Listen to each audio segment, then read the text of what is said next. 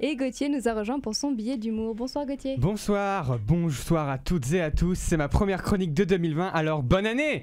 Bonne année Jeanne. Bonne année Gauthier. Meilleurs vœux, bonne santé, bonne année. J'ai oublié ton prénom l'espace d'un instant.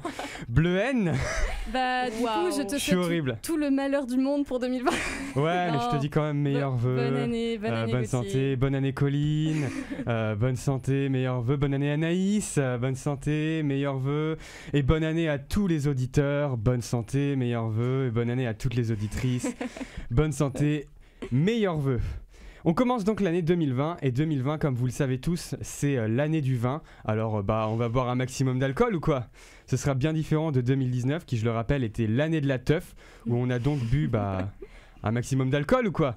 D'ailleurs, cette année, ça avait complètement chamboulé les codes par rapport à 2018 qui, je sais pas si vous vous souvenez, mais c'était l'année de la cuite. Du coup, on a bu un maximum d'alcool. Ou quoi ? Cette année 2018, d'ailleurs, comparé à 2017, ça n'avait rien à voir parce que 2017, c'était l'année de la fête. Donc, pour l'occasion, on a bu un maximum d'alcool. Ou quoi ? 2016, par contre, c'était l'année de l'ivresse. Donc, on a bu un maximum d'alcool. Ou quoi. Enfin bref, pour gagner du temps et comme on ouvre une nouvelle décennie, je vais vous faire tous les slogans pour toutes les années à venir. Comme ça, il n'y aura plus besoin de le faire à tous les prochains nouveaux ans. Donc je l'ai déjà dit, 2020, l'année du vin. 2021, l'année du vin 2, parce que pourquoi changer. 2022, l'année de... Ah merde, il n'y a pas de truc en rapport avec l'alcool qui rime en E, ou en tout cas, j'en ai pas trouvé.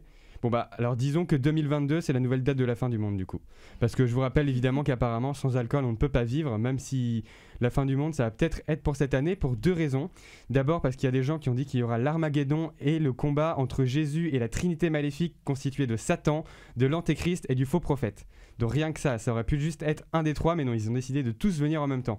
Et ça, c'est la dernière fin du monde prévue de manière prophétique avant un petit moment, puisque la prochaine, ce sera en 2060, et celle d'après, ce sera carrément en 428 898. Donc autant dire que d'ici là, on sera décédé. Même si en vrai, la fin du monde viendra peut-être cette année, mais pour une autre raison, parce qu'à Skip, c'est la guerre. Ouais, carrément. Et pas juste la guerre, genre carrément la 3e guerre mondiale.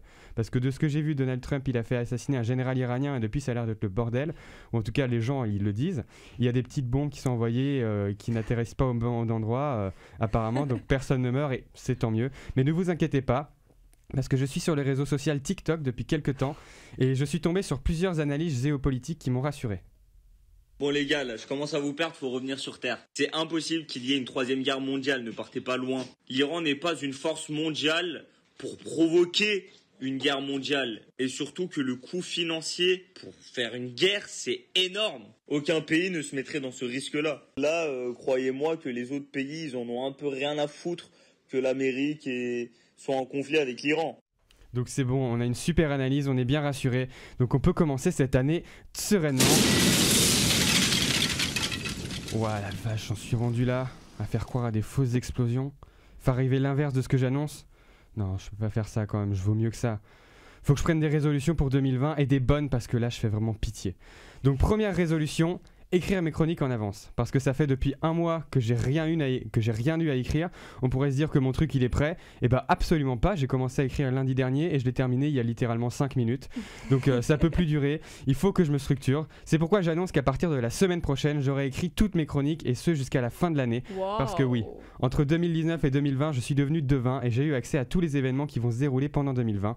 Évidemment, je peux rien vous dévoiler pour l'instant. Vous vous doutez bien que quand on signe un pacte avec le diable, il y a une petite clause de confidentialité.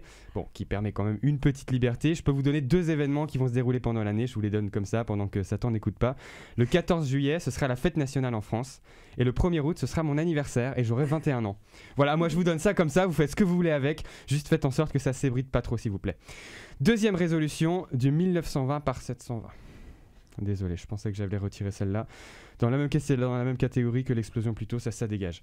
Bon, du coup, 3e résolution, arrêtez de faire durer les chroniques plus de temps que nécessaire quand on voit clairement que ça fait déjà plusieurs phrases que je n'ai plus rien à dire d'intéressant ou bien d'un temps soit peu drôle parce que je comprends bien que ça peut assez vite saouler les gens qui écoutent. Ça peut même être vécu comme une prise d'otage, hein. On peut dire parce que les gens attendent que ça se termine en 20 mais ils m'en veulent car je suis pas foutu de terminer une chronique rapidement, de faire tenir tout ce que j'ai à dire dans un petit laps de temps et puis quitter ma chaise et rentrer chez moi, laisser les auditeurs et les auditrices tranquilles. Après tout, eux, ils sont probablement probablement juste dans leur voiture à attendre que Gauthier termine de parler pour pouvoir écouter un peu de musique. Mais ce droit fondamental leur est retiré parce que ce fameux Gauthier est incapable de se trouver un rythme et de terminer ses chroniques. Merci Gauthier.